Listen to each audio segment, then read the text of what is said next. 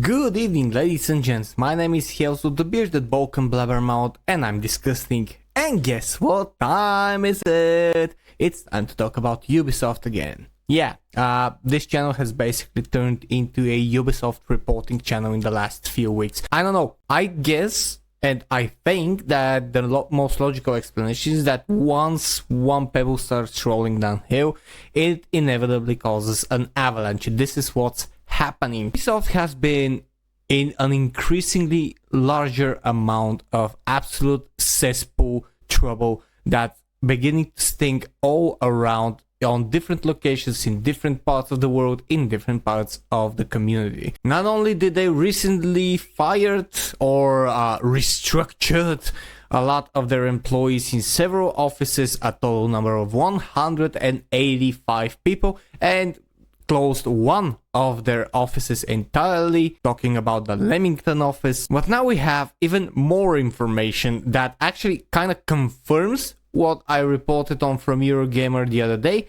and kind of gives us a little bit more information as to what's going on. So without any further ado, let's just dive into it. I'm going to start with an article from yesterday from that Park Place. This is an exclusive. Assassin's Creed Shadows delay was to scale back Yasuke after historical backlash. So this is something that we have been discussing for quite a while now. The delay from first of all from November, and then from November to February, and then from February to March, was not to just tweak the game, but to probably remove or scale back Yasuke. This has been on everyone's mind for months now, and apparently, as per that Park Place article, a source has confirmed that the delay was to scale back and make narrative cuts that severely limit the role of Yasuke in the story. We have seen him missing from a lot of the posters and the marketing materials. We have seen him being scaled back in size when he does appear.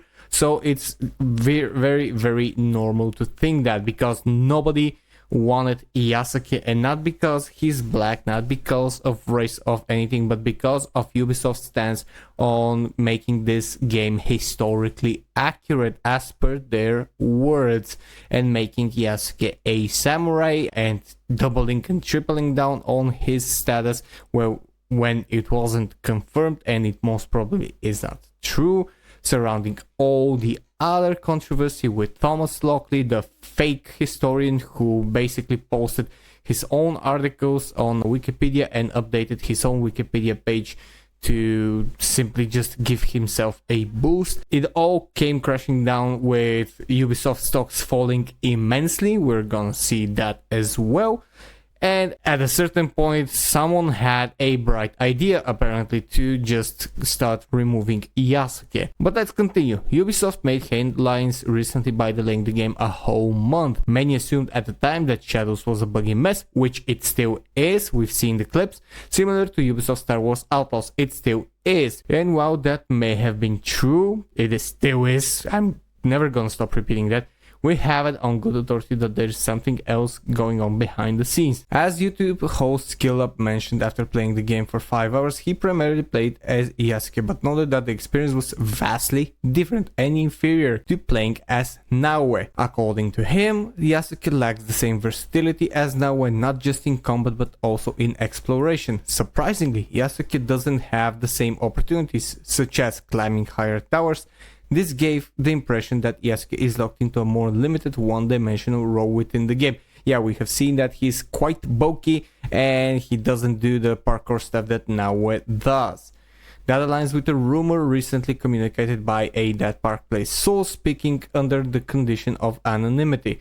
According to our source, the $20 million delay of Assassin's Creed Shadows was not merely to polish the game, which they haven't, but to shift focus away from Yasuke as the main protagonist. Evidence of this can already be seen in the marketing, where Yasuke is increasingly absent from prominent posters that feature Naoe more prominently instead. Yeah, so we talked about this, we have seen it, we have seen only the Naoe posters, and we have seen that Yasuke's barely in them. Furthermore, rumors suggest that many of Yasuke's quests, including main and side content, have been removed or heavily altered. So on that note, they probably cannot remove Yasuke for the time that they have, because he has been built up as an absolute integral part of the game. So they, at that best, they can possibly cut around maybe half and just try to stitch it up with something else, or just completely reduce the gaming experience, which in every case it's not good, because either you're like lowering the time you can play the game, or you're just stitching it in many cases badly, because stitches in such an aspect, in such a rush, are not good. And also I'm kind of angry about this, because yeah, we talk about and we are angry about Ubisoft constantly just bashing and not listening to gamers, and we didn't want Yasuke's story to be like that, but they could have just like removed the samurai part. They could have just made him a warrior, because he was like historically was a fighter, he was a retainer, he did have some fighting experience. Or they could have just stuck out their guns, because if nothing else, they would have stuck out until the end, and they would have probably died on the hill that they believe in. But it appears that they are currently making the changes in a desperate attempt to please the few gamers that are going to buy this game. They're desperately trying to save some kind of face in order to make the sales that they desperately need, because the stocks are falling, their company is crashing down, they're doing layoffs, they don't have any ground to stand on, everything below them is lava currently, and I don't even know if they're currently going to last up until Assassin's Creed Shadows. After so many fails and so many millions or billions of dollars in lost revenue only for 2024, I don't know what they're gonna do. I simply don't know. Like, in my opinion, in order for them to be like successful and to make it till the end of this year, Assassin's Creed Shadows is going to have to sell at least 10 million copies, and soon, like I mean in the first 2 months, and I don't see that happening. I mean, their Twitch channel, which had 1.1 million followers, gathered, I think it was reported, around 15,000 viewers total for the preview of the game, which is abhorrently low. It is abhorrently low. Like, you have 1.1 million followers, you should have had at least 10% of that going into your stream. 10%, that's basically not the strategic but the accepted minimum, especially when you are presenting something that is upcoming, especially when you deal with upcoming games that should be highly anticipated. But no, 15,000, this is like such a minuscule amount.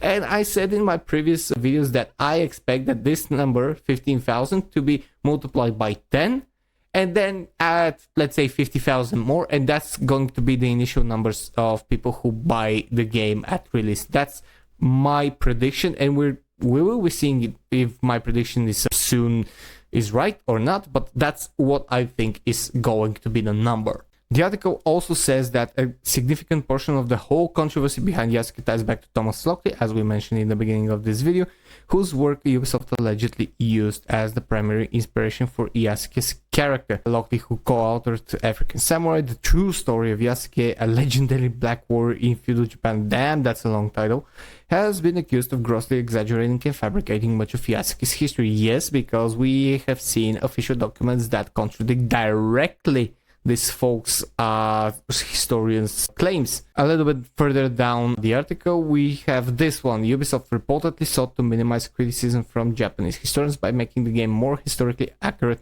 where possible. And at the same time, we have watermelons and sakura trees not only being there at the same time, but watermelons should not be present in that historical time period. But that's Ubisoft doing it to become more historically accurate, sure. And yeah, it actually, for instance, the watermelons were not introduced to Japan during the Sengoku era. Despite their presence in the game, watermelons were brought into Japan much later during the Edo period, likely via Chinese trader in the 17th century. Yeah, exactly. And from that, my dear viewers, I want to go to another article, which is by Smash JT, which is from today. There is another exclusive. An insider exposes internal Ubisoft layoffs email. I highly recommend you visit smashjt.com to read the full article. I just want to show you, first of all, some of the screenshots that I know a lot of people who are going to see these screenshots are going to say, what the fuck is this? Like me personally, if those people are actual talented people that do know their way around gaming, do want to say to provide the best story ever, that wouldn't bother me. But I somehow know that none of these people, or at least 90% of these people, do not have the gamer's best intention in mind. The exclusive leak, as we can see later in the article, is basically an email which was internal, and it was linked to both Smash JT and Endymion, and it says, going to pretty much read it. Dear team, as you all know, the past year has been marked by significant challenges for Ubisoft and our industries. You don't say, failure after failure. Challenges that have necessitated changes in the form of targeted restructurings. I love that word, restructuring. It's so corporate and so soulless. Across our global organization and production studios. Together we've navigated these uncertain times with resilience and unwavering commitment to deliver exceptional games and drive innovations. Really? Really? That's what you have been doing? Because nobody saw that? I'm sorry. You must be mistaken for another studio that you probably think you are. I don't know if that's some sort of a mental derangement, but you certainly didn't do that. However, to secure our long-term stability and future success, we must continue to make some very difficult decisions.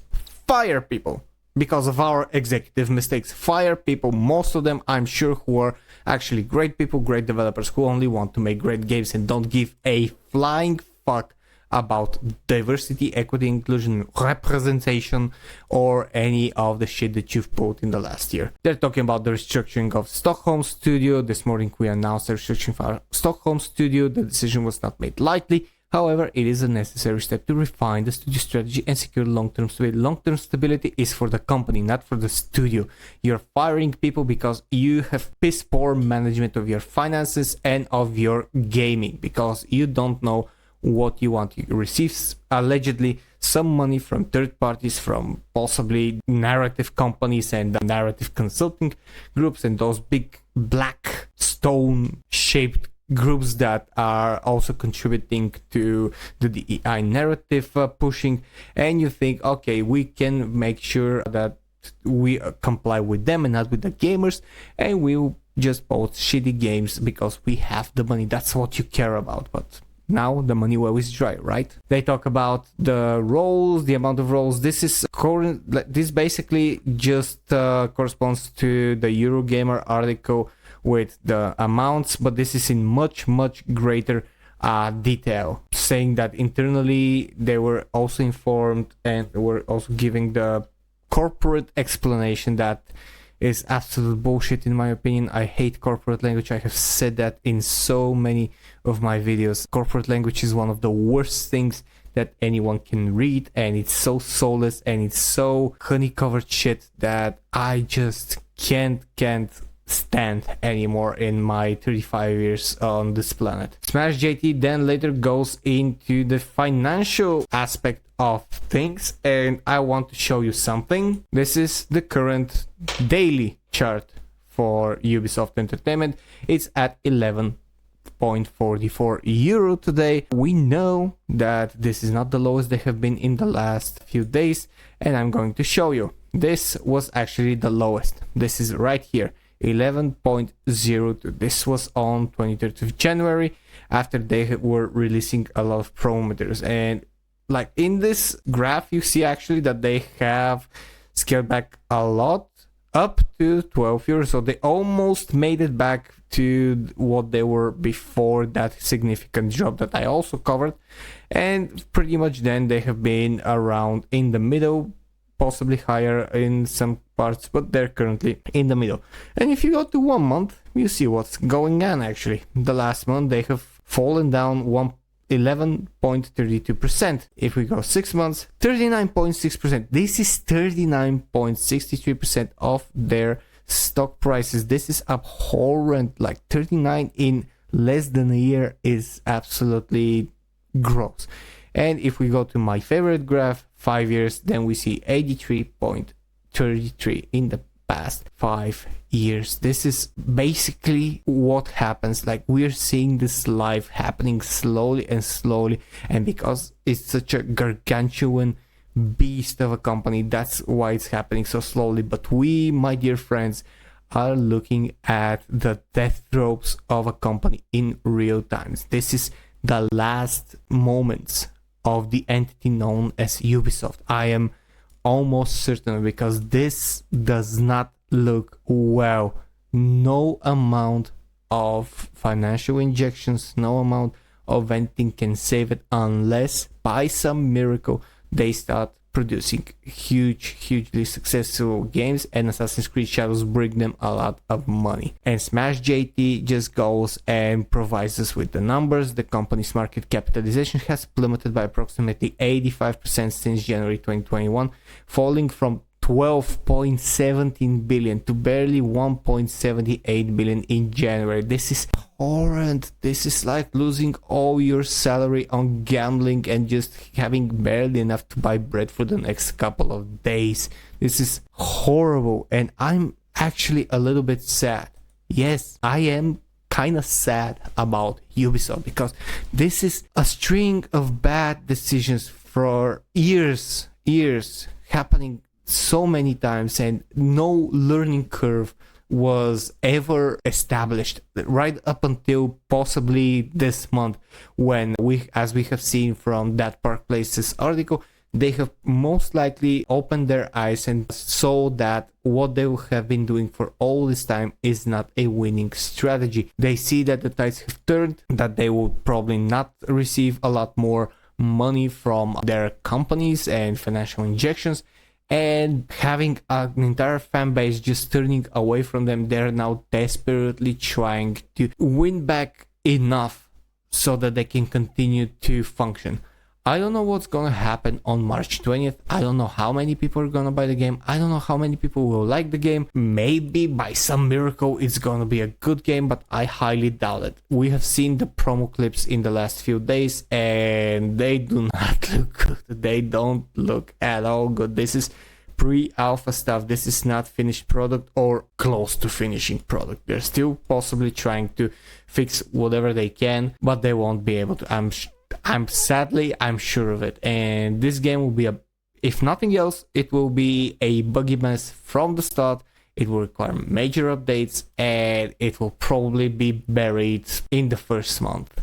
Those are my sadly grim predictions. But anyways, thank you for watching this video. If you have until now, click the like, subscribe button if you enjoy my content. If you want to support me directly, click the join button and join one of the tiers. Every little bit is appreciated, because it helps me grow as a YouTuber, and it brings me one step closer to making YouTube my full-time job. Thank you very much. Please put your comments down below and tell me your opinions on how Ubisoft is doing. Do you think they will survive? Do you think they will be sold out, or something else will happen? I would love to hear your opinions. If you love helping homeless animals as well, go to the Patreon link in the description and become a member there. 100% of the proceeds go for that cause. Thank you very much for watching. My name is Kelso. This was DiscussThing, and I will see you guys in the next video. Cheers and stay fresh.